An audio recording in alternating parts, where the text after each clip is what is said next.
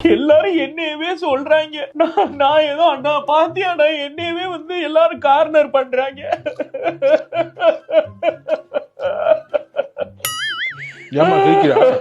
அழுகிறேன்டா.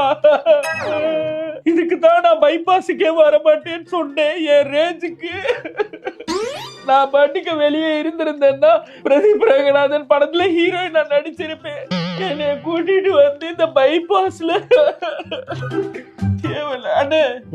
எரும மாடு மாதிரி திங்கிறியே, பக்கத்துல ஒருத்தி அழுகிற ஒரு கர்டசிக்காது என்னன்னு கேட்டியா? அண்ணா ஏன்னா இப்படி இருக்க நீ?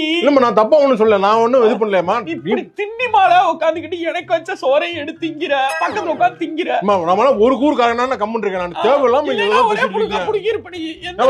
இது வந்து தேவையில்லாம நீங்க பேசிட்டு இருக்கீங்க. தின்னு இப்படியே தின்னு உட்காந்து வெள்ளரிக்காவை தின்னு, அடுத்து போய் மாதுளம்பழத்தை வாங்கி தின்னு, ஜூஸ குடி, காப்பிய குடி, சோறு தண்ணியே பார்த்து எல்லா மாதிரி நடக்கிற நீ கருமோ.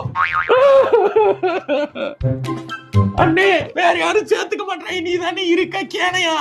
சொல்லுமா ஏன் இப்படி இருக்க? ஆமா கரெக்ட் தான்.